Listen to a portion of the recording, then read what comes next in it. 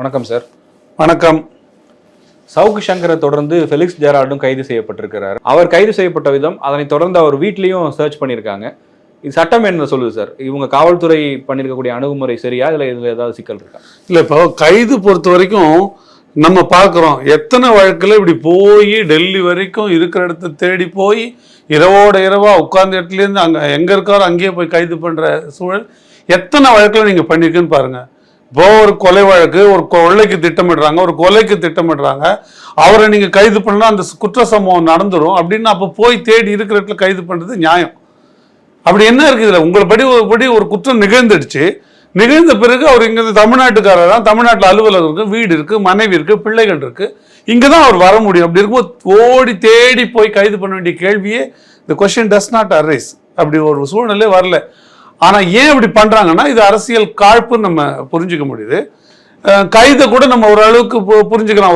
ஒரு குற்றம் வழக்கு பதிவு பண்ணாங்க, அதோட தொடர்ச்சியாக கைது பண்ணுறாங்கன்றது நம்ம புரிஞ்சுக்கலாம். சர்ச்சுன்ற கேள்வி இங்கே எங்கே வருதுன்னு பார்த்தீங்கன்னா, இந்த கேஸில் சர்ச்சே தேவையில்லை. என்னோட பார்வையிட சர்ச்சே இல்லீகல், தேடுதல்ன்றது இல்லீகல். தேடுன்ற கேள்வி எதுக்கு வருது? இப்போ குற்றவியல் நடைமுறை சட்டம் தான் எப்படி ஒரு சர்ச் பண்ணலாம், எப்படி ஒரு இடத்துல போய் தேடுதல் பண்ணலாம், யார் பண்ணலாம், எப்போ பண்ணலாம், எதெல்லாம் சர்ச் பண்ணலாம் அப்படின்ற விவரங்கள் சொல்லுது. ரெண்டு விதமாக சொல்லுது. வாரண்டே இல்லாமல் சர்ச் பண்ணுறது, வாரண்டோட சர்ச் பண்ணுறது. வாரண்டே இல்லாமல் எப்போ சர்ச் பண்ணலாம் அப்படின்னா 165 சிஆர்பிசி என்ன சொல்லுதுன்னா, எப்பெல்லாம் இன்வெஸ்டிகேஷன் வேகமாக செய்யணுமோ, அதுக்குள்ள ஒரு இடத்துல போய் தேடி ஒரு பொருளை எடுக்கணுமோ, எடுக்கலைன்னா அந்த பொருள் அழிக்கப்படலாம், இல்லை இடம் மாற்றப்படலாம் அப்படின்னும் போது அப்போ போய் நீதிமன்றத்தை அணுகி ஒரு சர்ச் வாரண்ட் வாங்கி பண்ணுறதுக்கு லேட் ஆகிடும், அதுக்குள்ளே பொருள் இடம் மாறி போயிடும். அப்படின்ற சூழ்நிலையில் போலீஸ் ஆஃபீஸரே பண்ணலாம். அது 165 சிஆர்பிசி இன்வெஸ்டிகேஷன் டைமில். அதுவும் முடிஞ்ச வரைக்கும் அந்த ஆஃபீஸர் யாரோ, அந்த இன்வெஸ்டிகேஷன் ஆஃபீஸர் இன்ஸ்பெக்டர் ரேங்க்ல இருக்கிறவர் தான் பண்ணணும். முடியலன்னா அதுக்கான ஸ்பெஷல் ரீசன் வச்சுக்கிட்டு அதுக்கு பிறகு சர்ச்சுக்கு பண்ணலாம். இது பெண்களாக இருந்தால் பெண்களை தான் இப்போ கூட ஒரு பொம்பளை ஆஃபீஸரை வச்சுக்கிட்டு தான் சர்ச் பண்ணணுன்றது இதெல்லாம் ரூலு. அது இல்லைன்னா 103 சிஆர்பிசிங்கிற ஒரு ப்ரொவிஷன் இருக்குது. அது என்னன்னா மேஜிஸ்ட்ரேட் முன்னிலையில் சர்ச் பண்ணுறது. வாரண்ட்டை இஷ்யூ பண்ண தேவையில்ல, ஏன்னா வாரண்ட் இஷ்யூ பண்ணுற அதிகாரியே அங்கே இருக்கார், அவர் முன்னிலையில் சர்ச் பண்ணலாம். அப்போ அதுக்கு வாரண்ட் தேவையில்லை. இந்த ரெண்டு சந்தர்ப்பம் போயிடுச்சுன்னா, இது ரெண்டுமே இல்லைன்னா மற்ற எல்லா சர்ச்சுக்கும் நீங்கள் எந்த தேடுதலுக்கும் நீங்கள் தேடுதல் பண்ணணும், நீதிமன்றத்தில் போய் அனுமதி வாங்கணும். அப்போ இதில் இந்த தேவை எங்கே வருதுன்னு நம்ம பார்க்கணும். இப்போ இதில் என்ன குற்றம்? அவங்க சொல்லப்படுற குற்றம் ஒரு ஆபாசமான அல்லது பெண்களை இழிவுபடுத்தக்கூடிய ஒரு வீடியோவை வெளியிட்டார். பப்ளிஷிங் அதில் பண்ணிட்டாரு. பப்ளிஷ் பண்ணது இல்லீகல் அப்படின்றது தான் எஃப்ஐஆர். பேசிக் அதுதான், பிரைமா ஃபேசி அடிப்படை வழக்கு அதுதான் உங்களுக்கு. அப்போ உங்களுக்கு அது அடிப்படை, அந்த வழக்குக்கு என்ன அடிப்படைனா அந்த வெளியான வீடியோ. அந்த வீடியோ யூடியூப்ல இந்த நேரமும் அவைலபிளா இருக்கு, கிடைக்கக்கூடியதா இருக்கு. அதை பதிவிறக்கம் பண்ணி அதை நீங்க போட்டு பார்த்தோம்னா பதிவிறக்கத்துக்கும் அது அவைலபிளா தான் இருக்கு, கிடைக்கக்கூடியதா தான் இருக்கு. அப்படி இருக்கும்போது என்ன போய் ஃபெலிக்ஸ் வீட்டில் தேடி, ஃபெலிக்ஸோட அலுவலகத்தில் தேடி கண்டுபிடிக்க வேண்டிய பொருள் என்ன இருக்கு? அப்போ இதோட உள்நோக்கம் கொண்டது. இது கடுமையா அச்சுறுத்தணும், அவங்க வீடு கீழே ஒரு கலைபாரம் பண்ணணும் அப்படின்ற நோக்கத்துக்காகத்தான் இந்த சர்ச், இந்த தேடுதல் செய்யப்பட்டிருக்கு நான் பார்க்குறேன். இப்போ ஏன் அப்படி சொல்றேன்னா, சட்டப்படியே சிஆர்பி செக்ஷன் 91, 92, 91, 92 பிரிவு என்ன சொல்லுதுன்னா, ஏதாவது ஒரு பொருளை தேடி எடுக்கணுமா, தேவை இருக்கா, ஒரு டாக்குமெண்ட் இருக்கா, ஒரு 4G டாக்குமெண்ட் இருக்கா, யார் கைப்பத்தில் இருக்குதுன்னு தெரியுதோ அவங்களுக்கு 91, 92 கீழே ஒரு நோட்டீஸ் கொடுங்க, ஒரு சம்மன் இஷ்யூ பண்ணுங்க. இது மாதிரி இந்த ஆவணம் தேவைப்படுது, இந்த பொருள் தேவைப்படுது, இதெல்லாம் உங்ககிட்ட இருக்குன்னா அதை கொண்டாந்து கொடுங்கன்னு சொல்லணும். அந்த அறிவிப்பை வாங்கிக்கிட்டு, அந்த கோர்ட் போலீஸ் கொடுக்குற அந்த நோட்டீஸை வாங்கிட்டு அந்த ஆப்ஜெக்ட், அந்த டாக்குமெண்ட் ப்ரொடியூஸ் பண்ணலை, ஒப்படைக்கலைன்னா அப்போ கோர்ட்டில் போய் மனு கொடுக்கணும். அப்போ எனக்கு சர்ச் வாரண்ட் கொடுங்கன்னு போலீஸ் கேட்கணும். அப்போ சொல்லணும் 91, 92 நாங்கள் நோட்டீஸ் கொடுத்தோம், ஆனால் ப்ரொடியூஸ் பண்ணலை, ப்ரொடியூஸ் பண்ணதுனால நீங்கள் வாரண்ட் கொடுங்க, நான் சர்ச் பண்ணணும் அப்படின்னு சொல்லி கொடுக்கணும். இந்த கேஸில் நமக்கு தெரிஞ்ச வரைக்குமே அந்த அம்மாவுக்கு நோட்டீஸ், ஏன்னா அந்த அம்மா ஊரில் இல்லை, இந்த சர்ச்சுக்கு முன்னன்னு அவங்க திருச்சியில் போய் கணவரை பார்க்க போயிடுறாங்க. அப்போ அங்கே இல்லவே இல்லை. அங்கே இல்லாத பொழுது அவங்களுக்கு நோட்டீஸ் கொடுக்கவோ அவங்க மறுக்கவோ அந்த கேள்வி வராது. அப்போ இந்த 91, 92 கம்ப்ளைண்ட் பண்ணாமல் சர்ச் வாரண்ட்டுக்கு போனதே தப்பு. அதனால சர்ச் இல்லீகல் அப்படின்னு, அந்த வாரண்டே இல்லீகல் அப்படின்னு நான் ஃபீல் பண்றேன். சட்டப்படி அப்படி கொடுக்கக்கூடாது. ஏன்னா அந்த டிமாண்ட் இருக்கணும், அந்த ரெக்வஸ்ட் டு ப்ரொடியூஸ் இருக்கணும். இல்லாதப்ப சர்ச் வாரண்ட் கொடுக்கணும். ஆச்சுங்களா? அதே மாதிரி ஒரு வாரண்ட்ல என்னென்ன பொருள்லாம் தேட போறோம், எந்த ப்ரிமைசஸ்குள்ள போய் தேடுவோம். ஏன்னா ஒரு சர்ச் இருக்குன்ட்டு எல்லா இடத்துலயும் போய் எல்லார் வீட்டையும் போய் அட்ரஸ் போட்டு கொடுப்பாங்களா சார்? அட்ரஸ்ல எந்தெந்த முகவரி போடணும், எந்த ப்ரிமைசஸ் போடணும், என்னென்ன பொருளும் கூட முடிஞ்ச வரைக்கும் போடுவாங்க. இப்ப அங்க ஆள் இல்லைன்னா உடைச்சு அவங்க உள்ள போலாம். அது என்னன்னா நீங்க அந்த ப்ரிமைசஸ் உண்டானவங்களை நீங்க போய் கேட்கணும். ப்ரிமைசஸ்க்கு உண்டானவங்க, அதாவது அந்த அந்த பிளேஸ் ஆஃப் ரெசிடென்ஸோ ஒரு அதாவது க்ளோஸ்டுக்கு தான் இது. இந்த வாரண்ட்ன்றது மூடி இருக்கிற பகுதிகள் தான், திறந்திருக்கிற ஓப்பன் பிளேஸுக்கு பப்ளிக் பிளேஸுக்கோ இந்த சர்ச் வாரண்ட் தேவையில்லை. இப்போ க்ளோஸ்டு பில்டிங்க்கு க்ளோஸ்டு ப்ரிமைசஸ்க்கு தான் இந்த வாரண்ட் அப்ளிகபிள் ஆகுது. அப்படி இருக்குன்னா அந்த சம்பந்தப்பட்ட ஆட்கள் கிட்ட போய் இந்த வாரண்ட்டை காட்டுற மாதிரி எங்களுக்கு வந்து அலோவ் பண்ணுங்க நீங்க அப்படின்னு பண்ணணும். அப்போ அவங்க என்ன சொல்றாங்கன்னா அலோவ் பண்ணணும், ஃபெசிலிட்டேட் பண்ணணும். ஃபெசிலிட்டேட் இப்போ மூடி இருக்கு ஒரு கதவை, அதை திறந்து கொடுக்கணும். பூட்டி இருக்குன்னா அதை திறந்து கொடுக்கணும். அப்படி அதெல்லாம் பண்ணலன்னா அப்போ வந்து பிரேக் ஓப்பன் பண்ணலாம். ப்ரொவிஷன்ல இருக்கு, சட்டத்துல பிரேக் அவுட் பண்றதுக்கு இருக்கு. ஏன்னா குற்றத்தை கண்டுபிடிக்க தான் தேவை இருக்கு.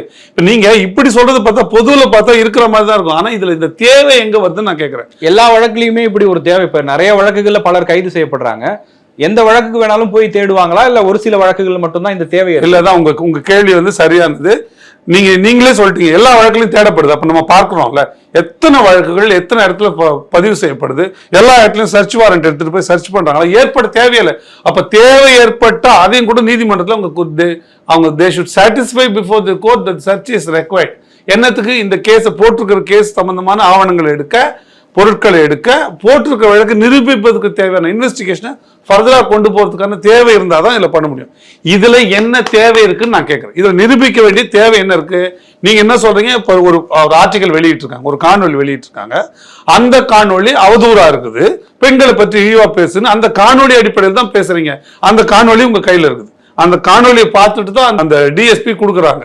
இந்த வழக்குல சவுக்கு சங்கர் வழக்குல கொடுத்தவங்க வேற, இந்த வழக்குல வந்து உங்களுக்கு முசிறி டிஎஸ்பி கொடுக்குறாங்க. அப்போ அதுல வந்து அவங்க இந்த மாதிரி நான் பார்த்தேன்னு தான் கொடுக்குறாங்க. அது டவுன்லோடு, அது வந்து அவைலபிள், அந்த ரெக்கார்ட்ஸ் அவைலபிள். இல்லைன்னா கூட நீங்க சைபர் கிரைம் வேலை செய்யறவங்க அதை டவுன்லோட் பண்ணீங்கன்னா டவுன்லோட் பண்ணிடுவாங்க. அது டவுன்லோட் வந்த பிறகு அதுல மேற்கொண்டு கைப்பற்ற வேண்டிய பொருள் என்ன இருக்கு, அதுல தேட வேண்டிய பொருள் என்ன இருக்கு. அப்போ இந்த சர்ச்சை முறையில இந்த சர்ச்சை இல்லீகல் தான், சர்ச் ஆர்டர் இல்லீகல். இன்னொரு கட்டம் போனீங்கன்னா அந்த ஆர்டர் யாரு சார் கொடுப்பாங்க? மேஜிஸ்ட்ரேட் கொடுக்குறாங்க. மேஜிஸ்ட்ரேட் கொடுக்குறாங்க. இது என்ன ரெப்ரசென்ட் பண்ணிருக்காங்க, என்ன நாளைக்கு என்ன சொல்லிடுவாங்க? மேஜிஸ்ட்ரேட் கொடுக்கலன்னா இல்லை இவங்க நாங்க அட்டெம்ப்ட் படிச்சோம், இந்த கோர்ட் தான் கோஆபரேட் பண்ணா நாளைக்கு வந்துடக்கூடாதுன்றதுக்கு அவங்க கொடுக்குறாங்க. அந்த டிமாண்டே நான் சொல்றேன், அந்த ரெக்வஸ்ட் இருக்குல்ல, சர்ச் பண்ணணும் எனக்கு அலோவ் பண்ணுங்கன்றது, அந்த டிமாண்டே இல்லீகல். அதுவே உள்நோக்கம் உடையதுன்னு நான் சொல்றேன். அதுவே வந்து இவங்க குடும்பத்தை அலகழிக்கணும், கடுமையான மன உளைச்சலுக்கு உள்ளாக்கணும். இல்ல எல்லா வழக்குலையும் கொடுத்துருமா மேஜிஸ்ட்ரேட்? அப்படி இப்போ எந்த வழக்கா இருந்தாலும் காவல்துறை போய் கேட்டா கொடுத்துருவாங்க? பொதுவுல வந்து கொடுப்பாங்க. ஏன்னா இன்வெஸ்டிகேஷன் வந்து எப்படி போகுன்றது நீதிமன்றத்தில் அந்த வழக்குக்கு தேவையா இல்லையான்றதெல்லாம் அவங்க பார்க்க ஒரு ஆளுக்கு பிரைமா ஃபேசி பார்ப்பாங்க இந்த வழக்கோட தொடர்புடையதுன்னு. அப்ப எனக்கு அதுல ஒரு பார்வை இருக்கு. நீதிமன்றம் இன்னும் கூர்மையா அதை பார்த்திருக்கும். இந்த வழக்குல சர்ச் தேவையான இன்னொன்னு இருக்கு. 103 CRPC படி மேஜிஸ்ட்ரேட்டே போகலாம். இதுல சிக்கல் இருக்கு. ஏற்கனவே இதுல கஞ்சா தொடர்புடைய இதே வழக்குல சவுக்கு சங்கர் அவருக்கு வந்து கஞ்சா வச்சிருக்காங்கன்னு ஒரு குற்றச்சாட்டு இருக்கு. அவருக்கும் கஞ்சா பழக்கம் இல்லை, ஏதோ பேசப்படுது. அது வேற முரண் நிறைய இருக்காரு. ஆனா அப்படி இருக்குன்ற போதுல நீதிபதியை வந்து நான் 103 நானே வரேன் சர்ச் பண்ணுங்க என் பிரசன்ஸ்ல சொல்லலாம். இன்னொன்னு போலீஸ் தான் சர்ச் பண்ணணுன்ற அவசியம் இல்லை. Any authorised gazetted officer, tahsildar, RTO, DRO யார் முன்னிலையில் வேணா பண்ண சொல்லலாம். நீங்க நேர்மையாளர்களா இருந்தா நாங்க சர்ச் பண்ண வேணாங்க, நீங்க யாருன்னா இந்த மாதிரி ஆள் மூலமா சர்ச் பண்ண போடுங்கன்னா ரெவன்யூ டிபார்ட்மெண்ட் வந்து பண்ற ஒரு சிக்கலே இல்லையே. இப்ப காவல்துறை ஒரு கடுமையான போக்கை காட்டணும், இவங்களுக்கு ஒரு பாடம் கற்பிக்கணும், இவங்க இனிமேல் இது மாதிரி பண்ணவே கூடாதுன்ற நோக்கத்திற்காகத்தான் அந்த சர்ச்சை பண்ணியிருக்கிறதா நான் பார்க்கிறேன். அந்த இடத்துல இன்னொரு கேள்வியும் வருது சார். காவல்துறையில இருந்து கையில வாரண்ட் இருக்குன்னு காமிக்கிறாங்க. வாரண்ட் சரியா தப்பான்ற டிபேட் வேற. ஆனா கையில வாரண்ட் இருக்கும்போது ஒரு காமன் மேனா இருக்கிறவங்க அவங்கள உள்ள போக கூடாது, உங்களை நான் செக் பண்ணுவேன் அப்படின்னு கேட்கறதோ அல்லது பண்றதோ சரி இல்ல. அது எனக்கு அது லாஜிக்கலா கரெக்டா படுது. இப்போ இன்னொன்னு நீங்க அந்த கேள்விக்கு முன்னாடி இன்னொன்று இருக்கு. செக்ஷன் 100 CRPC 100 பிரிவு என்ன சொல்லுதுன்னா சர்ச் எப்படி பண்ணணும்னு சொல்லுது. சர்ச் பண்ணணும்னா நீங்க அந்த inhabited of that area 2% decent background இருக்கிற 2 பேரை கூட்டுக்கிட்டு, அந்த பகுதியில் இருக்கிற 2 பேரை கூட்டுக்கிட்டு நீங்க அங்க போகணும். அவங்க முன்னிலையில் தான் சர்ச்சை கண்டக்ட் பண்ணணும். எதுக்கு அதை வைக்கிறான் அப்படின்னா இந்த சிக்கல் வந்துடக்கூடாதுன்றதுக்காக. அப்பனா ஏன் இவங்க கூப்பிட்டுட்டு போகல? இவங்க அழைச்சாங்களா யாரனா? இவங்க யாருன்னா அழைச்சி வாங்க நாங்க இந்த மாதிரி சர்ச் கண்டக்ட் போறோம், நீங்க இந்த ஏரியாவில் ரெண்டு டீசென்ட் ப்ரொஃபைல் உள்ளவங்க இதே பகுதியில் இருக்கு, வாங்க நாங்க சர்ச் பண்ண போறோம், நீங்க வந்து சாட்சியா நில்லுங்க அப்படின்னு சொல்லி அவங்களை கூட்டு போய் தான் போனோம். அந்த வழக்கில் எங்க வந்தாங்க சொல்லுங்க? அப்படி இல்லைன்னா ரீசன்ஸ் டு பி ரெக்கார்டட்னு சொல்றாங்க சட்டத்தில். அப்படின்னா நான் இன்ன நேரம் அழைச்சேன், இவங்க எல்லாம் வரமாட்டேன்ட்டாங்க. அதுக்கு பிறகு பல பேர் ஓப்பன்ல நான் கேட்டு பார்த்தா கூட யாருமே சர்ச்சுக்கு வரல, அதனால நாங்களே சர்ச்சை பண்றோம் சாட்சி இல்லாமன்னு சொல்றாங்க. அப்படி பண்ணும்போது தான் ஒரு சர்ச்சை பிழை இல்லாமல் ஒரு தேடுதல் இருந்து பிழை இல்லாமல் நடக்கிறது வாய்ப்பு இருக்குது. அப்படி யாருமே இல்லாத பொழுது, பொது மனுஷாலே இல்லாத பொழுது காவல்துறையே போகுதுன்னா, இதே வந்து ஃபெலிக்ஸ் வீட்டில் கஞ்சா வச்சு அரெஸ்ட் பண்றதுக்கு வாய்ப்பு இல்லை, இல்லை வழக்கு இன்னொரு வழக்கு போடுறதுக்கு வாய்ப்பு இல்லைன்னு எப்படி நம்ம சொல்ல முடியும்? இப்போ அந்த அச்ச உணர்வோடு தான் ஒரு பெண் கேட்கிறாங்க. அதில் ஒன்றும் தவிர நான் ஒத்துழைக்க மாட்டேன்னு அவங்க சொல்லலை, நான் ஒத்துழைக்கிறேன், எனக்கு சில பயங்கள் இருக்கு. இது ஒரு லெஜிட்டிமேட், ஒரு சிவில் சொசைட்டியில் ஒரு லெஜிட்டிமேட் டிமாண்ட் தானே. நீங்க உள்ள என்ன ஒன்று கொண்டு வந்துருவீங்க, நீங்க அபின் கொண்டாடலாம், கொக்கைன் பேக்கெட் சின்ன பேக்கெட் தானே, கொண்டு வந்துட முடியல. அப்படி ஒரு பெண் சந்தேகப்படுறதுல என்ன தவறு இருக்கு? நான் கேட்கிறேன், காவல்துறையில் இருக்கிறதுனாலே, சீருடை இருந்திருக்கிறதுனாலே காவலர்கள் உத்தம புத்திரங்கள் என்ன சான்று இருக்குதா? காவலர்கள் கொலை அதுக்கு சட்டத்துல இடம் இருக்கான்னு கேட்கிறேன். வரவங்கள நம்ம செக் பண்ணி தான் உள்ள அனுப்பணும். சட்டத்துல இடம் இல்ல, நான் டிமாண்ட் இல்லீகல் கிடையாது. நான் எப்படி கேட்கிறேன், சட்டத்துல கேட்கலான்னு இருக்கான்ல, கேட்க கூடாதுன்னு எங்க இருக்கு? இது இல்லீகல் எங்கன்னா அவங்க வேலை செய்ய விடாம தடுக்கிற மாதிரி, வேலை செய்ய விடலையே, செய்யக்கூடாது. நீங்க சர்ச்சே பண்ணக்கூடாதுன்னு சொன்னா டிட்டரிங் a public servant from discharging the duty. அரசு பணியாளரை கடமையை செய்ய விடாம தடுக்கிறது. அப்போ வந்து உங்களுக்கு 353 கீழே வழக்கு வரும். அவங்க அப்படி சொல்லல, அவங்க சொல்லும் போதே சொல்றாங்க நான் ஒத்துழைக்க தயாரா இருக்கணும், ஆனா எனக்கு சில பயங்கள் இருக்கு. இன்னும் கேட்டா இப்ப நாமளாவது சொல்றோம், இல்லை வேற எதனா பொருளை வச்சு கூட புது வழக்கு போடுவீங்கன்ற வார்த்தை கூட அவங்க சொல்லலை. எனக்கு சில பயங்கள் இருக்கு, அதனால நீங்க எனக்கு காமிச்சிட்டு போங்கன்னு சொல்றாங்க. இந்த சர்ச் நேர்மையா இருக்குமே ஆனால் முதல்ல ரெவென்யூ ஆள் மூலமா இதை பண்ணிருக்கலாம். எனி கெசட்டட் ஆஃபீஸர் மூலமா இந்த ரெவென்யூ, இந்த போலீஸே தான் பண்ணும் சர்ச்சுன்னு ஒன்றும் கிடையாது. போலீஸ் ரெக்வஸ்ட்டே நீங்க இந்த மாதிரி சிக்கல் இருக்குங்க, நீங்க வேற ஒரு ரெவென்யூ ஆள் போடுங்க, ரெவென்யூ டிபார்ட்மெண்ட் சேர்ந்தவங்க, வருவாய்த்துறை சேர்ந்தவங்கள போட்டு எங்களுக்கு சர்ச்சுக்கு ஏற்பாடு பண்ணுங்க சொல்லலாம். இல்லை குறைஞ்சபட்சம் 2 இண்டிபெண்டன்ட் விட்னஸை கூட்டிட்டு போய், பொது ஆட்களை கூட்டிட்டு போய் அந்த பகுதியில் இருக்கிறவங்களை வச்சு சர்ச் பண்ணலாம். அப்படி பண்ணலையா? அப்ப நீங்க அந்த பெண்ணுக்கு நிர்கதியா கணவன் இல்லாம தனிமையில் இருக்கிற பெண்ணுக்கு முன்னதினம் தான் முதல் முறையா கணவரோட கைதை பார்த்து தவிச்சு போயிருக்கிற ஒரு பெண்ணுக்கு ஒரு அச்ச உணர்வு வருது, நியாயமானது தானே? நேர்மையான காவல் அதிகாரியா இருந்தா அந்த அச்ச உணர்வை போக்க தான் வேணும். அவங்கள சும்மா அவங்களுக்கும் மறுபடியும் அழுத்தம் கொடுக்குற மாதிரி தான் பேசுறாங்களே தவிர காவல்துறையில அவங்களுக்கு இருக்கிற அச்ச உணர்வு நியாயமானதுன்னு காவல்துறை. எண்ட் ஆஃப் தி டே காவல்துறை எதுக்குங்க? அரசு எதுக்கு? ஒரு குடிமகன் ஒரு நாட்டுல நிம்மதியா அமைதியா ஒரு ஒரு நல்ல வாழ்க்கை வாழறதுக்கு தானே. நீங்க காவல்துறை ஒரு ரவுடி அச்சுறுத்துனா நீங்க காவல்துறையில போய் சொல்லலாம். காவல்துறையை அச்சுறுத்தலாம் இருந்தா அந்த ஒரு பெண் எங்க போய் சொல்லுவாங்க? ஒரு சாதாரண ஒரு ஆணுக்கே அது கஷ்டம், அப்போ ஒரு பெண் எங்க போய் சொல்லுவாங்க? அப்ப எச்சரிக்கை உணர்வோடு அவங்க கேட்கறாங்க. அது டிட்டரிங் a public servant from discharging the duty-யா வராது. அது ஜென்யூன் டிமாண்ட், அதை கம்ப்ளை பண்ணணும். அப்படி இல்லைன்னா நீங்க இந்த எல்லாம் பண்ணிட்டு இருக்கணும். அதனால முதல்ல சர்ச்சே நான் இல்லீகல் போடுறேன். இன்னொன்னு, the way in which the search was conducted is also not proper. எவ்வளவு பேர் காவலர்கள் வரணும்ன்றதுக்கு ஏதாவது விதிகள் இருக்கா சார்? அப்படி விதிகள் அது பிரிமைசஸ் பொறுத்தது. நீங்க இப்போ ஒரு பெரிய பங்களாவை சர்ச் பண்ண போறீங்கன்னா 2 பேர் போய் சர்ச் பண்ண முடியாது. ஒரு ரூமை சர்ச் பண்ணீங்கன்னா இதெல்லாம் லாஜிக்கல் சென்ஸ் தான். நீங்க பிரிமைசஸ் சொல்லணும்னா இந்த கதவினுடைய இந்த வீட்டுல இந்த பொருள் சம்பந்தமான்னு சொல்லலாம். இந்த வழக்கு தொடர்புடைய இப்போ இதுல இந்த பிரிண்ட் தான், இந்த பப்ளிஷிங் தான் ப்ராப்ளம். பப்ளிஷிங் சம்பந்தமானது தானே சர்ச் பண்ணி எடுக்கணும். நீங்க இதுல என்ன எடுத்திருக்காங்க? ஃபெலிக்ஸோட 10th certificate, +2 certificate, college certificate, சொத்து டாக்குமெண்ட்டுக்கும் இந்த அவதூறு அல்லது பெண்களை இழிவா பேசியதா சொல்ற வீடியோவுக்கு என்ன சம்பந்தம் இருக்கு? அந்த கைப்பற்ற சர்ச் வாரண்ட்ல எந்த வழக்கின் அடிப்படையில இங்க சர்ச் பண்ண வரோன்றது இருக்குமா? நிச்சயமா இருக்கும். அந்த வழக்கு தொடர்பா தானே சர்ச்னா ஜெனரல். இப்ப நீங்க இடி ரைடோ ஐடி ரைடோ டிஃப்ரெண்ட்.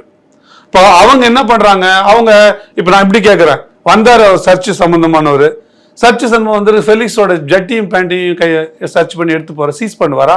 ஆனா பண்ணலாம். எங்க ஒரு ரேப் கேஸ் இருக்குன்னு வச்சுங்க, ஒரு வழக்குல இப்ப ஒரு நபர் வந்து ரேப் பண்ணிருக்காரு, பாலியல் வன்புணர்வு பண்ணிருக்காருன்னா அப்ப டிஸ்சார்ஜ் இருக்கா, அதுல வந்து செடிமெண்ட் இருக்கா, அதுல செமனோட இது இருக்கான்றதுக்காக ஒரு உள்ளாடைய சீஸ் பண்ணலாம். அப்படி டவுட் வரும்போது பண்ணலாம். அப்ப அங்க போய் நீங்க ஒரு ரேப் கேஸ்ல டாக்குமெண்ட் நீங்க சீஸ் பண்ண முடியாது. ஏன்னா டோட்டலா இரலவென்ட், இன்கன்சிஸ்டன்ட், இதுக்கு அதுக்கு எந்த விதத்திலுமே தொடர்புல, டயகனலி ஆப்போசிட் சிச்சுவேஷன்ஸ். இது அப்படி கைப்பற்ற முடியாது. இதுல என்ன வழக்கு? உங்களுக்கு பெண்களுக்கு எதிராக அவதூறு கருத்தை வெளியிட்டார், இவர் பேசினான்னு கூட இல்ல, இவர் பப்ளிஷரா பப்ளிஷ் பண்ணிட்டாரு, பப்ளிஷ் பண்ணதுக்கான ரெக்கார்டு இருக்கு. அப்படி இருக்கும்பொழுது நீங்க இங்க வந்து இதை தேட வேண்டிய தேவை என்ன இருக்கு? தேவை அப்படியே நீங்க பண்ணிட்டாலும் அவரோட லேப்டாப்பு, அவரோட செல்போன், இதெல்லாம் கைப்பற்ற. செல்போனுக்கும் பப்ளிஷிங்க்கும் என்ன சம்பந்தம் இருக்கு? ஒண்ணுமே கிடையாது. அவரோட லேப்டாப்புக்கும் பப்ளிஷிங்கும் என்ன சம்பந்தம் இருக்கு? கேமராலாம் கைப்பற்றிட்டு போயிருக்காங்க. கேமரா கைப்பற்ற ஒருவேளை அந்த குறிப்பிட்ட இன்டர்வியூ தான் இப்ப பிரச்சனையா மாறி இருக்கு. ஒருவேளை அந்த ஃபுட்டேஜ் டெலீட் பண்றதுக்கோ இல்ல இந்த டிவைஸை பயன்படுத்தி தான் அதை பப்ளிஷ் பண்ணிருக்காங்கிற அடிப்படையில எடுத்துட்டு போயிருப்பாங்களா? ஃபுட்டேஜ் டெலீட் பண்றது இப்போ பப்ளிஷ் ஆன ஒரு மெட்டீரியல் பத்தி தான் இப்ப டிஸ்பியூட். அவர் என்னென்னலாம் எடுத்து வச்சிருக்காரு. இப்ப நான் ஒரு இன்டர்வியூ நானே எடுத்துக்கிறேன். நானும் ஒரு நண்பர் சேர்ந்து ஒரு இன்டர்வியூ அசிங்கமா ஒரு இன்டர்வியூ எடுத்துக்கிறோம்னு வச்சுங்களேன். நாங்க வச்சிருக்கோம். அது இல்லீகல்னா இல்ல பப்ளிஷ் பண்ணாதான் இல்லீகல், அதை வெளியிட்டாதான் இல்லீகல். நான் கெட்ட வார்த்தை பேசுறேன், இல்லீகல் கிடையாது. நான் தனியா ரூம் போட்டு 500 கெட்ட வார்த்தை பேசிக்கிறேன், அது இல்லீகல் கிடையாது. நான் எப்ப அதை இன்னொருத்தர் நோக்கி பொது வெளியில நான் பிரயோகிக்கும் பொழுது நான் இல்லீகல் இது இல்ல. அதே நேரத்துல அவர் இப்படி ஒரு காணொலி பேசி அதை வெளியிடுறாங்க. இதுக்கு பின்னணி வேற ஏதாவது இருக்குமா, வேற ஏதாவது உள்நோக்கம் இருக்குமான்ற அடிப்படையில காவல்துறை அப்படி எங்க தெரிய வந்து அப்பனா 161 ஸ்டேட்மெண்ட் யாரையாவது விசாரிக்கணும், விசாரிச்சது அவங்க சொல்லணும். அப்படின்னா செயின் ஆஃப் அக்கரன்ஸ் நீங்க சொல்லலாம். நாங்க இந்த விசாரணைக்கு இந்த வழக்குல இன்னார விசாரிச்ச பொழுது அவர் இது இல்லைங்க, அவர் வந்து வீட்டுல கஞ்சா பதுக்கி வச்சிருக்காருன்னு சொன்னாருங்க, அதன் அடிப்படையில் நாங்க போனோம்னா நீங்க 165 விசாரிக்கலாம். சர்ச் வாரண்ட் தேவையில்லை. நீங்க 93 கீழே சர்ச் வாரண்ட் வாங்க தேவையில்லை. அந்த கேள்வி எங்க வருது? சோ சர்ச் வாரண்ட் எப்ப வாங்குறாங்களோ இந்த பர்டிகுலர் இந்த குறிப்பிட்ட வழக்கு சார்ந்தது தான் அதுன்றது நான் பார்க்கிறேன்.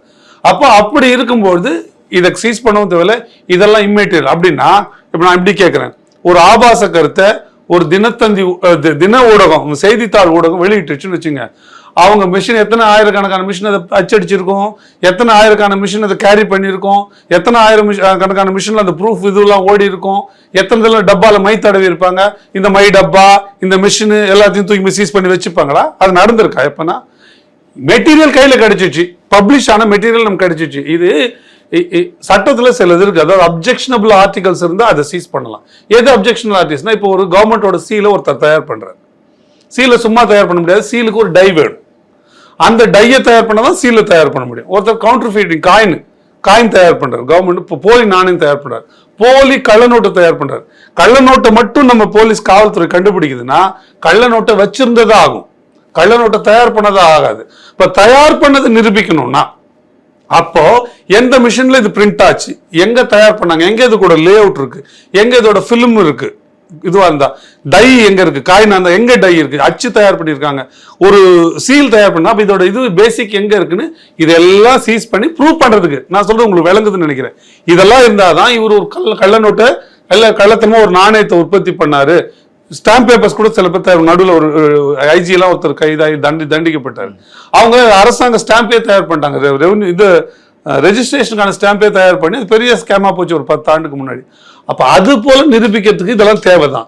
இந்த வழக்கில் எங்க அந்த கேள்வி வருதுன்னு நான் கேட்கிறேன். உங்களுக்கு இது அடிப்படை என்ன? அவதூறு பேசிட்டாங்க, பேசின வீடியோ இருக்கு, அதுல ஃபர்தர் இன்வெஸ்டிகேஷன் என்ன இருக்கு, அதுல தேட வேண்டிய கைப்பற்ற வேண்டிய ஒண்ணு இருக்கு. இது எதுவுமே கைப்பற்றலனாலும் ப்ரூஃப் தானே. அப்போ இதெல்லாம் முடக்கி வாங்கி சுருட்டி கோர்ட்டுக்குள்ள போட்டுட்டா நாளைக்கு ரிட்டர்ன் ஆஃப் டாக்குமெண்ட்டுக்கு, ரிட்டர்ன் ஆஃப் ஆர்டிகல்ஸுக்கு எல்லாத்துக்கும் மனு போடுவாங்க. இந்த என்னோட ரிட்டர்ன் ஆஃப் ப்ராப்பர்ட்டிக்கு மனு போடுவாங்க, இதெல்லாம் திருப்பி கொடுங்க அப்படின்னு மனு போடுவாங்க. போட்டா அப்ப இதுல இந்த கேஸே கேட்டுன்னு அப்ஜெக்ஷன் பண்ணுவாங்க. அப்ப ஆக மொத்தம் இந்த ஒட்டுமொத்த ஆபீஸ் செட்டப் இருக்குல்ல, ஒட்டுமொத்த ஆபீஸ் செட்டப்பையும் முடக்கி போடுறதுக்கான ஏற்பாடு தான். அப்ப இதுல வன்மம் இல்லாம, இதுல ஒரு பழிவாங்குதல் இல்லாம, இதுல ஒரு மிரட்டல் தோணி இல்லாம சட்டம் எங்க இருக்குன்ற கேள்வி வருது. அப்ப இது சட்டம் இதுல இல்லைன்னு தான் நான் பார்க்கிறேன். Arrest, Caesar, way in which arrest was conducted எல்லாமே இல்லீகல்னு நான் பார்க்கிறேன். இப்போ அதே நேரத்தில் இப்போ இந்த மாதிரி ஒரு இடத்துல சர்ச் பண்ண போகும்போது மேக்ஸிமம் கான்ட்ரவர்சி வர்றது, உள்ள என்ன எடுத்துட்டு வந்தாங்களா வச்சாங்களா அப்படிங்கிற குழப்பங்கள், கேள்விகள் வருது.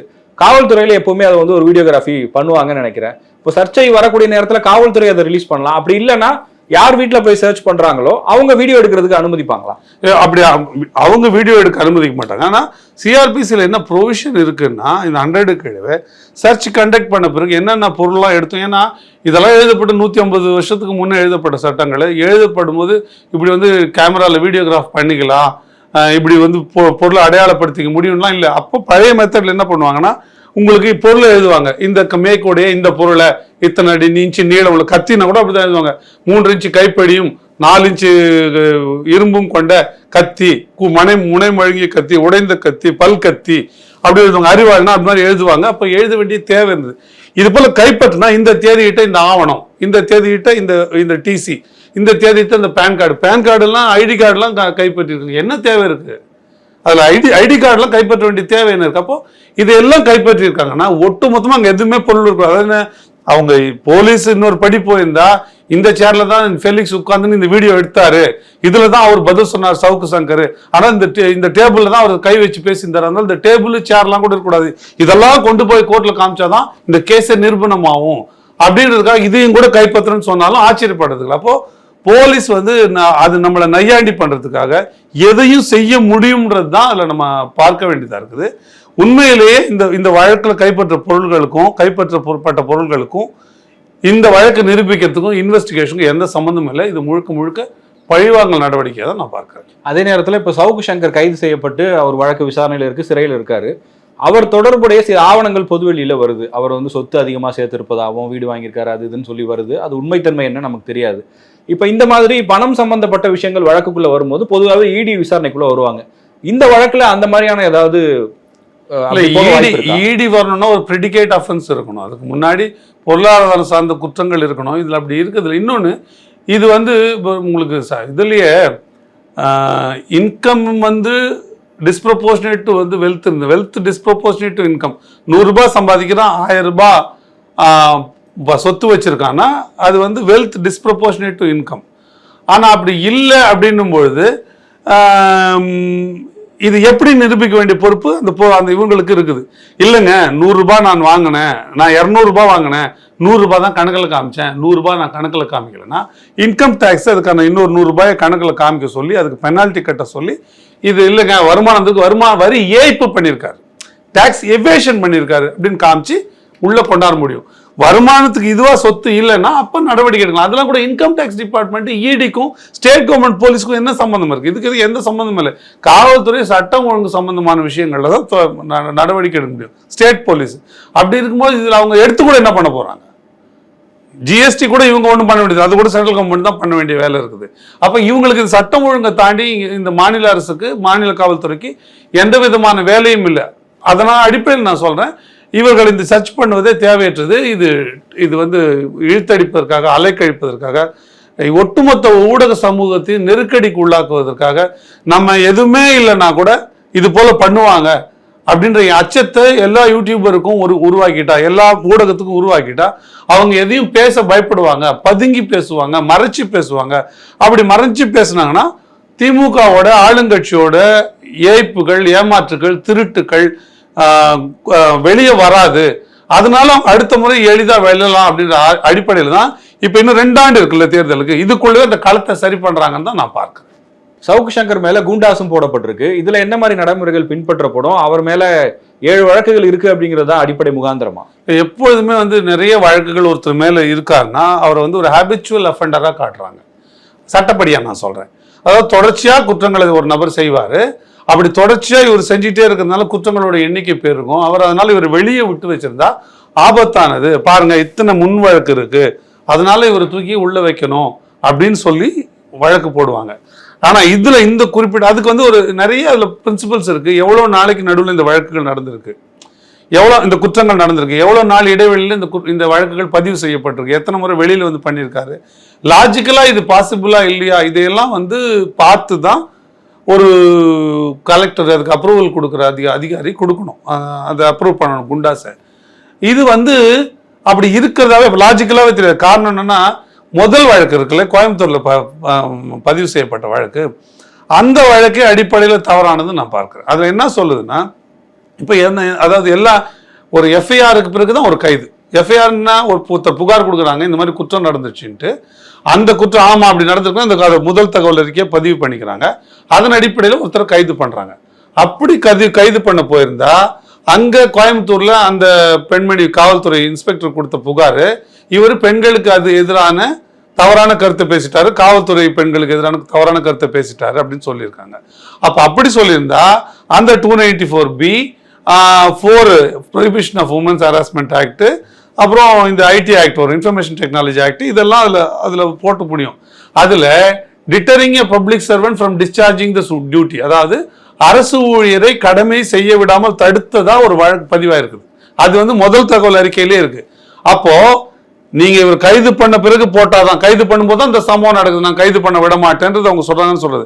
அப்போ அப்படி கைது பண்ண பிறகுன்னா அந்த எஃப்ஐஆர் கைது பண்ண பிறகு போட்டிருக்காங்க. அது என்ன, இந்த deterring public servant from discharging duty, அரசு ஊழியரை பணி செய்ய விடாமல் தடுத்ததுக்கும் சேர்த்து முன்னே அப்படி நீங்க வழக்கு போட முடியும். அப்ப கற்பனையா முதல்ல வழக்கு போட்டுட்டு கைதுக்கு போனீங்களா, இல்ல கைது பண்ண பிறகு வழக்கு போட்டீங்களா? அப்போ அந்த அரெஸ்டே இல்லீகல் ஆகுது. ஏன்னா எஃப்ஐஆர் இல்லாம நீங்க அரெஸ்ட் பண்ண முடியாது. ஏன்னா ரிப்போர்ட்டட் கிரைம் அது. நீங்க ஒரு குற்றம் செய்ய போறான்னு ஒருத்தர் ஒரு காவல்துறைக்கு தெரியுதுன்னு வச்சுக்கலாம், அப்போ ஒரு கைது பண்ணலாம். ஆனா உங்க வழக்குப்படி, உங்க எஃப்ஐஆர் படி ஒரு குற்றம் நடந்துச்சு, அந்த குற்றத்தின் அடிப்படையில் நீங்க எஃப்ஐஆர் போடுறீங்கன்னா அப்போ நீங்க 294B, இந்த 4 ப்ரொஹிபிஷன் ஆக்ட், இந்த ஐடி ஆக்ட் எல்லாத்தையும் போடும்போது 353 அரசு ஊழியரை பணி செய்ய விடாமல் தடுத்த குற்றத்தை வந்திருக்கவே கூடாது. நீங்க முதல்ல இந்த எஃப்ஐஆரோட போயிருக்கணும். இதெல்லாம் பண்ணாருன்னா ரெண்டாவது தடவை இன்னொரு எஃப்ஐஆர் போடுவோம், டிட்டரிங் பப்ளிக் சர்வெண்ட் ஃப்ரம் டிஸ்சார்ஜிங் தி டியூட்டின்னு இன்னொரு வழக்கை நீங்க புதுசா கூட பதிவு பண்ணி அவர் கைது செய்யும் போது அந்த எஃப்ஐஆர் காமிக்கணும். நிச்சயம் நீங்க கைது பண்ணாலே முதல்ல சம்பந்தப்பட்ட நபருக்கு நீங்க கைது செய்யப்பட்டிருக்கிறீங்க அப்படின்னு சொல்லிட்டு என்ன கேஸுக்காக கைது செய்யப்பட்டிருக்கிறீங்க, அது பெயிலபிளா நான் பெயிலபிளா, நீங்க இந்த விஷயத்தை யாருக்கு நாங்க தெரிவிக்கணும், உங்களை கைது பண்றோம் நாங்க யாருக்கு தெரிவிக்கணும், நீங்க வழக்கறிஞர் வச்சுக்க விருப்பப்படுறீங்களா அப்படின்னா உங்க வழக்கறிஞர் நீங்க தொடர்பு கொள்ள விருப்பப்படுறீங்களா, இவ்வளோ விஷயங்களை கேட்கணும். கேட்டுட்ட பிறகு இதெல்லாம் முடிஞ்ச பிறகு ஹாஸ்பிட்டலுக்கு கொண்டு போயிட்டு அவரை பிசிக்கல் எக்ஸாமினேஷன் பண்ணணும், மெடிக்கல் எக்ஸாமினேஷன் சரியா தான் இருக்காரு, அவரோட உடம்புல பேசிக் இது இருக்கு இல்லையா, பாராமீட்டர்ஸ், பிபி, சுகரு, இது மாதிரிலாம் இப்படி ஹார்ட் ரேட்டு இதெல்லாம் எப்படி இருக்குன்னு அவர் பார்த்துட்டு அவர் சரியா இருக்காரு இல்ல சரியா இல்லை, அவரோட உடல்நிலை சரியா இல்லை அப்படின்னா, ஏன்னா நாளைக்கு ஒரு சிறைக்குள்ள போய் எது நடந்தாலும் அதற்கு காவல்துறை பதில் சொல்ல வேண்டிய சூழல் ஏற்படும். அப்ப இவரோட மெடிக்கல் பிசிக்கல் கண்டிஷன் இதுவா இருக்குன்றது இதெல்லாம் ஃபண்டமெண்டல் ரூல்ஸ், ஒரு அரஸ்ட்ல ஃபாலோ பண்ண வேண்டிய ஃபண்டமெண்டல் ரூல்ஸ். அப்ப இதெல்லாம் பண்ணிட்டு தான் நீங்க உள்ள நீதிமன்றத்துக்கே போனோம். இதெல்லாம் வச்சுட்டு தான் கோர்ட் வெரிஃபை பண்ணிட்டு தான் ரிமைண்ட் பண்ணுவாங்க. ரிமைண்ட் பண்ணும்போது நீதிபதி கேட்பாரு, உங்களை எதுனா துன்புறுத்தினாங்களா, டார்ச்சர் பண்ணாங்களா, பிசிக்கல் ஹராஸ்மெண்ட் எதனா பண்ணாங்களா அப்படின்னு கேட்பாங்க. பெரும்பாலும் அந்த சம்மந்தப்பட்டவங்க சொல்ல மாட்டாங்க, குற்றச்சாட்டப்பட்டவங்க சொல்ல மாட்டாங்க. ஏன்னா அதுக்கு முன்னாடி போலீஸ் அவங்க டார்ச்சர் கொடுத்து அங்கே போய் சொன்னா இன்னொரு கோர்ஸ் நாங்கள் ஒன்று டார்ச்சர் பண்ணுவோம்னு சொல்லுவாங்க. ஜெனரலாக சொல்ல மாட்டாங்க. ஆனால் நீதிபதிகள் விசாரிப்பாங்க. இதில் பல நீதிபதிகள் நிமிர்ந்து பார்க்காம கூட ரிமாண்ட் பண்ணுற அவலம்லாம் இருக்கு. யாருன்னே பார்க்க மாட்டாங்க, பேப்பரை பார்ப்பாங்க.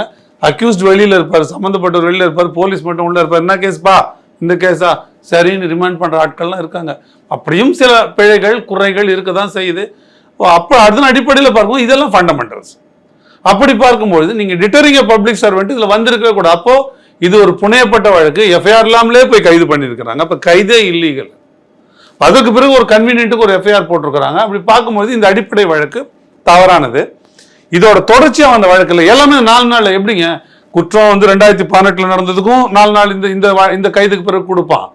அதுக்கு பிறகு எல்லாமே இந்த கைதுக்கு பிறகு கொடுப்பான். ஆனால் இது வரைக்கும் வழக்கே பல வழக்குகள் பல புகார்கள்ல வழக்கே போடாத காவல்துறை இந்த 4-5 நாள்ல 4ஆம் தேதி இரவு கைது செய்யப்பட்டார், விடியகால கைது செய்யப்பட்டார். இந்த 4ஆம் தேதியிலிருந்து இந்த 12ஆம் தேதிக்குள்ள மொத்த வழக்கையும் போட்டு பண்ணதுனால அது இல்லாஜிக்கல், அது இயல்பில் நடக்காது, லாஜிக் அகெயின்ஸ்ட் ஆனது. அப்போ அது திட்டமிட்டு போடப்பட்டது தான் அப்படின்னு தெரியுது. ஆனா இதை ஒப்புதல் கொடுக்க வேண்டிய மாவட்ட ஆட்சியர் ஒப்புதல் கொடுத்துட்டார். ஏன்னா அவங்க அரசோட பகுதியா இருக்காங்க, அவங்க நீதியோட பகுதியாவோ மக்களோட பகுதியாவோ. காவல்துறையும் அப்படித்தான் இல்லை. அப்படி காவல்துறை உண்மையிலே அப்படித்தான் இருக்குன்னா காவல்துறை தேடி தேடி கைது செய்ய வேண்டிய விஷயங்கள் 100 இருக்கு. லாக்அப் டெத்துங்க எக்கச்சக்கமா இருக்கு. அதுக்கு என்ன நடவடிக்கை எடுக்கப்படுது? எந்த காவல்துறைன்னு கைது செய்யப்பட்டார் லாக்அப் டெத்துக்காக? ஏன் காவலர் கை உடைக்கப்படலையா? திருச்சி அந்த பொன்முடி விவகாரத்துல காவல்துறை பெண்மணி ஒரு காவலர் பெண் காவலர் கை உடைக்கப்பட்டது. அதுக்கு என்ன வழக்கு போடப்பட்டது? இங்க விருகம்பாக்கத்துல ஒரு லேடி கான்ஸ்டபிள் மொலஸ்ட் பண்ணாங்களே காவல்துறை தான் 3 நாள் கழிச்சு, அதுவும் ப்ரெஷர் கொடுத்த பிறகு மீடியாவில் நம்ம எல்லாம் தொடர்ச்சியாக பேசின பிறகு நான் உட்பட பல வீடியோ அதில் பேசின பிறகு தான் கைது பண்ணாங்க. நீங்க இப்படி தேடி போய் கைது பண்ணுறீங்க. இப்போ இதெல்லாம் பார்த்தாலும் இல்லாஜிக்கல். இன்னைக்கு என்ன சொசைட்டி நடக்குதுன்னு ஒரு கலெக்டருக்கு ஒரு மாவட்ட ஆட்சியருக்கு இது அனுமதி கொடுக்கறதுக்கு முன்னாடி எப்படி தெரியாமல் இருக்க முடியும்? இதெல்லாம் தெரியும், ஆனால் அவர் கொடுப்பார். ஏன்னா அவர்களும் இதில் பகுதி. இது நீதிமன்றத்துக்கு தான் போகணும். நீதிமன்றத்தில் என்னன்னா நீங்க இதை போய் இதை லிஸ்ட் பண்ணி இதை போர்டு கொண்டாந்து இதை விசாரிச்சு கொண்டாடுறதுக்கு 6 மாசம் ஆயிடும். இது சரியல்ல அப்படின்னு கண்டுபிடிக்கிறதுக்கு நமக்கு 6 மாசம். அப்படிதான் நம்ம செட்டப் இருக்கு. அதுக்குள்ள என்ன திமுக அரசு நினைத்ததோ அதை நிறைவேற்றி கொள்ளும். அதாவது எனக்கு எப்ப என்ன எல்லாரும் வாய முடியும், நம்மளும் 6 மாசம் போய் உள்ள மாட்டிக்க வேண்டியது இருக்கு. நடுவில் கையை உடைப்பாங்க, காலை உடைப்பாங்க, உயிருக்கு கூட எதனா ஆபத்து வரும். அப்ப இந்த அச்ச உணர்வோட எல்லா ஊடகத்தை சார்ந்தவங்களும் இதை வந்து பேசுறதுக்கு தவிர்ப்பாங்க. அப்ப அந்த விதத்துல திமுக பாஜக போலவே இன்னொரு பாசிச கட்சியா உருவாவது, அதை வந்து அதோட கோர எண்ணங்களை நிறைவேற்றிக்க இப்படி மீடியாக்காரர்களை பத்திரிகையாளர்களை விரட்டுதுன்னு நான் பார்க்குறேன்.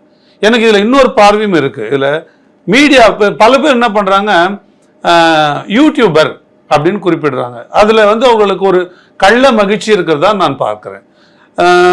ரொம்ப காலத்துக்கு முன்னாடி சுதந்திர காலத்தில்லாம் செய்தித்தாளே வெளியிட முடியாத நேரத்தில் சுதந்திர போராட்ட காலங்களில் கைப்பிரதி எழுதிய செய்தித்தாள் வெளியிடுவாங்க. அவர்களும் பத்திரிகையாளராக தான் பார்க்கப்பட்டாங்க. என்ன தகவல், இன்னைக்கு இருக்கிற கரண்ட் அஃபேர்ஸ் பிரச்சனைகளை, மக்கள் தொடர்பான பிரச்சனைகளை, மக்களுக்கு நிகழ்கிற கொடுமைகளை, அரசு செய்கிற தவறுகளை எவன் ஒருத்தன் மக்களுக்கு தெரியப்படுத்துறானோ அவன் ஒரு செய்தியாளர். ஒரு நாளைக்கு ஒரு காலத்துல இந்த சேட்டலைட் சேனல்லாம் வரதுக்கு முன்னாடி வெறும் பிரிண்ட் மீடியா இருந்தது, வெறும் பத்திரிகையாளர். பத்திரிகைனாலே உங்களுக்கு தெரியும், இன்விடேஷன் நம்ம இதுல சொல்லலாம், பத்திரிகைன்றது இதழ் சஞ்சிகைன்னு சொல்றோம். அப்ப இந்த இதுவெல்லாம் சினிமா இதுவெல்லாம் வரல, காட்சி ஊடகங்கள்லாம் வரல. வராத பிறகு திடீர்னு ஒரு காட்சி ஊடகம் முதல்ல சன் டிவி வருது, அப்புறம் தொடர்ச்சியா பல செய்தி சேனல்கள் வருது. இந்த முதல்ல பத்திரிகை தான் இருந்தது, இல்ல இந்த யூடியூப் இந்த சேட்டலைட் மீடியா காட்சி ஊடகங்கள்லாம் இல்ல நீங்கெல்லாம் வந்து செய்தியாளர்கள் கிடையாது, நீங்கெல்லாம் பத்திரிகையாளர்கள் கிடையாதுன்னு ஒத்துப்பாங்களா? அப்ப அது ஒரு சேட்டலைட் ஊடகமா இருந்தது. அதற்கு பதிலாக இன்னொரு வடிவம், இன்னும் எளிமையான வடிவமா போய் யூடியூப்ல வந்திருக்கு. அவர் யூடியூப்ல வந்தாலும் ஒரு யூடியூப் பத்திரிகையாளர் தான் நீங்க சொல்ல முடியாது. என்ன ஒரு அடையாளத்திற்காக இவர் ஒரு இதழ் பத்திரிகையாளர், அவர் வந்து காட்சி ஊடக பத்திரிகையாளர், இவர் யூடியூப் பத்திரிகையாளர் நீங்க சொல்லலாமே தவிர அவர் பத்திரிகையாளர் இல்லைன்றது தவிர்க்க முடியாது. நான் என்ன பார்க்கிறேன் அப்படின்னா, இந்த ஃபீலிக்ஸ் ஜெரால்டோ அல்லது சவுக்கு சங்கரோ பெரிய பார்வைகளை பெறுறாங்க. அவங்க வந்து திறமை உத்தி எல்லாம் இருக்கு, நியாயம் இது விட்டுறேன். நான் ஒரு ஒரு மெயின் ஸ்ட்ரீம் மீடியா பண்ண முடியாத வியூஸை பார்வையாளர்களை அவங்க ஈர்க்கிறாங்க. அவங்க ஏன்னா அந்த அளவுக்கு அவங்க ஹோம்ஒர்க் பண்றாங்க, அந்த அளவுக்கு வந்து ஸ்டோரிஸ் பண்றாங்க, ஒரு சப்ஜெக்ட் மேல ஸ்டோரிஸ் பண்றாங்க, அதை டீட்டெயிலா ஒர்க் பண்றாங்க, அதை மக்களுக்கு கொண்டு வந்து அழகா கொடுக்குறாங்க. அதுல ஒரு திறமை இருக்கு. அது நிச்சயமா வந்து ஒரு கலைநயம் ஒரு ஊடகத்துல எப்படி கொடுக்க முடியுமோ அதை கொடுக்குறாங்க. குறைஞ்ச விலையில மக்களுக்கு கொடுத்துட்றாங்க, கையில கொடுத்துட்றாங்க. இது எதையுமே செய்ய முடியாத காட்சி ஊடகங்கள் ஒரு வன்மத்துல, ஒரு வெறுப்புல, ஒரு பொறாமையில இவர்களெல்லாம் வந்து மீடியாக்காரர்கள் இல்லை, இவர்களெல்லாம் வந்து பத்திரிகையாளர்கள் இல்லைன்னு சொல்லுது. அப்படின்னா நீங்க எத்தனை பேர் இந்த கிளாம்பாக்கம் காவல் பேருந்து நிலைய சீர்கேடை பத்தி பேசுறீங்க? இன்னைக்கும் அங்க சிக்கல் ஓடிட்டு இருக்கு. அப்ப நீங்கள் என்ன பத்திரிகையாளர்கள்? நான் கேட்கிறேன். நான் செய்தி ஊடகங்களை கேட்கிறேன், நான் காட்சி ஊடகங்கள் இருக்கிறேன். நீங்கள் என்ன பத்திரிகையாளர்கள்? ஏங்க 12 நாள்ல 4 கொலை நடந்திருக்கு, 4 கொலை போலீஸ் ஸ்டேஷன்ல பண்ணிருக்கு, பிபிசியில வருது. ஆனா நீங்க எத்தனை செய்தி ஊடகங்கள், காட்சி ஊடகங்கள் நீங்க இதை காமிச்சிட்டீங்க. அப்ப நீங்க என்ன பத்திரிகையாளர் நான் கேட்கிறேன். நீங்க காட்சி ஊடகம் வச்சிருக்கீங்க, நீங்க வந்து ஒரு பதிவு பெற்ற ஊடகம்ன்றதுனாலவே நீங்க எல்லாம் பத்திரிகையாளர் ஆயிடுவீங்களா? நான் சொல்றேன், காட்சி ஊடகங்கள் பண்ணுவதும் பொறுக்கித்தனங்கள் தான் நான் சொல்றேன். நீங்க அதாவது 4 விஷயங்கள் சொல்றாங்க. ஒரு ஊடகம் மோசமான இருக்கிறதுக்கு காரணம் 4 காரணங்கள். ஒன்று, நோக்கம் இல்லாமல் பேசுது, நோக்கம் இல்லாமல் பிளாபரிங். எது வேணா இல்லை, ஜனங்க எதனா பார்ப்பாங்கன்னா அர்த்தம் இல்லாது பேசுறது. நோக்கம் இருந்தும் பேசாமல் இருப்பது. ஏங்க இது மாதிரி தப்பு நடக்குது, ஆனா அது சொல்றதுக்கு பயமா இருக்கு, பேசாம இருக்குது. உள்நோக்கத்தோடு பேசுவது, இந்த கட்சியை மேல கொண்டாந்துடலாம், இவங்க இது மாதிரி பண்ணிடலாம், இவங்களுக்கு பெனிஃபிட்டா பண்ணிடலாம்னு காசு வாங்கிடுவாங்க. உள்நோக்கத்தோடு பேசுவது, உள்நோக்கத்தோடு பேசாமல் இருப்பது. இது இவங்களை பேசினா நமக்கு பிரச்சனை வரும், இல்லை இவங்க நம்ம காசு கொடுக்குறாங்க, அவங்க தப்பா இருந்தாலும் நம்ம பேசக்கூடாது. அப்போ இந்த 4 விஷயங்களுக்குள்ளேயும் தான் இன்னைக்கு ஊடகம் சிக்கி தவிக்குது. அப்ப நீங்க நோக்கம் இருந்தும் நாங்க பேசாம இருக்கிறவங்களும் நோக்கமே அவங்க உளறி கொட்டுங்க. சினிமா நியூஸ் உதவாது, கும்பாபிஷேகம் பண்றது, சாதாரண சாலை விபத்து, ஒருத்தனுக்கு ஒருத்தன் நடந்த சாதாரண அடிதடி சண்டை, ரோட்ல கட்டி புரண்டது, பொண்ணுக்கு வந்து லவ் லெட்டர் கொடுக்கும்போது ஆன சண்டை, இதெல்லாம் ஒரு செய்தியா போடுறீங்கன்னா நீங்க பிளாபர் பண்றீங்க, நீங்க உளறீங்க, ஜனங்க நேரத்தை வீணாக்குறீங்க. ஏன்னா நேரம் என்பது அவ்வளவு வந்து விலை மதிக்க முடியாது. அதை விலை உள்ளதாக, அதை மதிப்பு மிக்கதாக ஆக்க வேண்டியது அது ஊடகங்களோட கடமை. அதை செய்யாம நோக்கம் இல்லாம ஏதாவது ஒண்ணு வளர்றது, நோக்கம் இருந்தும் ஐயோ இப்படி தப்பு நடக்குன்னு தெரிஞ்சு பயந்துகிட்டு சொல்லாம இருக்கிறது, உள்நோக்கத்தோட ஒண்ணு சொல்றது, உள்நோக்கத்தோட ஒண்ணு மறைக்கிறது. இந்த 4த்துலயும் தான் ஒரு ஊடகம், ஒரு பத்திரிகை என்பது இல்லாமல் நாசமா போயிருது. அதை எனக்கு தெரிந்து யூடியூப் ஊடகங்களாவது செஞ்சிடுது, யூடியூப் பத்திரிகையாளர்களா செஞ்சிடறாங்க. நான் இனிமேல் என்ன சொல்றேன், இந்த மாதிரி பத்திரிகையாளர்களை எல்லாம் யூடியூப் பத்திரிகையாளர்கள் எல்லாரும் அழைக்கணும். நீங்க யூடியூப்ல வராங்கன்றதுக்காக அவங்க ஒரு பத்திரிகையாளர் இல்லைன்னு புறக்கணிக்கிறது, அவங்க சொல்ற செய்திகள் தவறானதுன்னு சொல்றது நான் ஏற்கவே முடியாது. அப்போ இதையெல்லாம் நோக்கி ஒருவேளை எந்த சமூக ஊடகத்துல வந்தா சமூக ஊடக பத்திரிகையாளர் சொல்லுங்க, அவங்க சொல்லுங்க என்ன தவறு இருக்கு. பத்திரிகை என்ன நாட்டோட சிக்கல்களை தோல் உரிச்சு மக்களுக்கு காட்டுறவன், மக்களோட சிக்கல்ல இருந்து வெளியே வர்றதுக்கு வழி காட்டுறவன், அரசை இடித்துரைக்கிறவன், இன்னும் தவறு இருக்குடான்னு சொல்லுங்க. எங்க ஊடகத்தோட நோக்கமே என்னங்க, இதன் மூலமா தவறுகளை வெளிப்படுத்தும் போது அதை பார்த்து சரி பண்ணிக்கணும். எல்லா தலைவர்களும் என்ன பார்த்து எப்பயுமே தலைவர்கள் கிட்ட இருக்க சிக்கல்னா அவரை சுற்றி இருக்கிறவங்க 1ஆம் நம்பர் ஜால்ராவா தான் இருப்பாங்க, 1ஆம் நம்பர் ஜால்ராவா தான் இருப்பாங்க. அப்ப இது நம்ம உண்மையிலே சரியான ஆட்சி தான் நிகழ்தா இல்லையான்னு பார்த்து கொள்கிற கண்ணாடி போல எது இருக்குதுன்னா ஊடகம் தான் இருக்குது. உங்களுக்கு நம்ம சரியா இருக்கணுமான்னு பார்க்கணும்னா நம்ம வீட்டுல பிள்ளைய, நம்ம தம்பிய, நம்ம அண்ணனுக்கு கூட ஏத்து வீட்டுக்காரனை கேட்டா நீ ரொம்ப யோக்கியம் போயான்னு சொல்லுவான். அப்பதான் நம்ம சரியா இருக்குமா இல்லையான்னு சரி பார்க்க முடியும். அப்ப அந்த வேலையை ஊடகங்கள் செய்யுது. அப்ப நீங்க எல்லா சேனல்லையும் பார்க்கணும், எல்லா சேனலுக்கும் சுதந்திரம் கொடுத்துட்டு பேசணும், விளம்பரம் கொடுத்துட்டு இல்ல, காசு கொடுத்துட்டு இல்ல, சுதந்திரம் கொடுத்துட்டு கிரிட்டிசைஸ் பண்ண அலோவ் பண்ண, அதுதான் ஜனநாயகம். அப்படி கொடுத்தா இவங்க குறைகளை சொல்லுவாங்க, இந்த திட்டத்துல பாருங்க இன்னார் ஏமாத்திட்டா. ஏன்னா ஒரு அரசுக்கு தெரியாமலேயே ஒரு மேலதிகாரி ஏமாத்திட முடியும், ஒரு மேலதிகாரிக்கு தெரியாமலே ஒரு கீழதிகாரி லஞ்சம் வாங்கிட முடியும்.